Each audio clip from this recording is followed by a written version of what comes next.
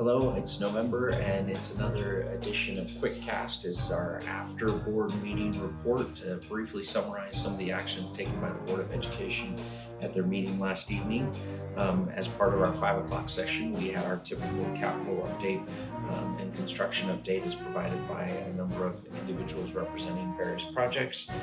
We had a break before the 7 o'clock session, after which we began the meeting with an excellent reverence by the Wasatch High Jazz Band. They came and performed for us. You can find that performance on social media.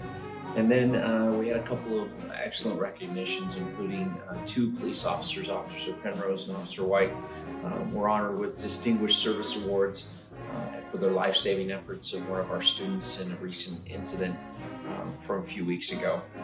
We also recognized our Cypress High cross-country coach, who was named Coach of the Year by that association, as well as the Olympus High girls tennis and boys golf teams, who took home 5A state titles recently as well.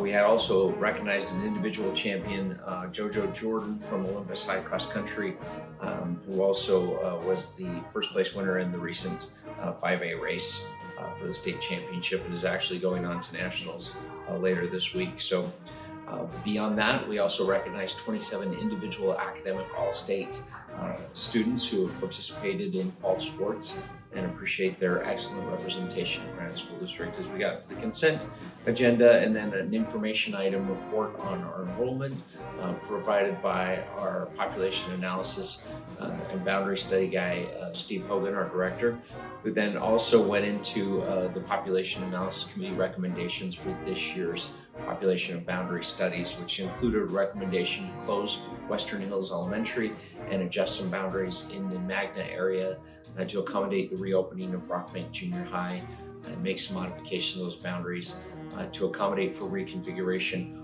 All of those latter changes would not take place until 2025. The proposed recommended closure of Western Hills Elementary will take place next fall, the fall of 2024. Both of those items will require a second reading in the December board meeting, so look for additional information on that. We had 2 readings for board policies, a first reading on school resource officer agreements and contracts, personal legislative language requirements needed to be made to that policy, and then a second reading on our educational language services, which is a base requirement for services that we must provide to our students and their families in terms of translation services. The superintendent provided an excellent update as well as some other board reports, and that concluded our board meeting for that evening. There were 5 individuals who spoke as part of the public hearing for the population analysis of boundary and closure recommendations, all from the Western Hills community. And again, we expect some additional information on those proposals in the coming weeks at the next board meeting. You can always capture more of these items and all the presentations associated with these presentations with these items on the agenda at the board report at graniteschools.org. And thank you so much for your interest.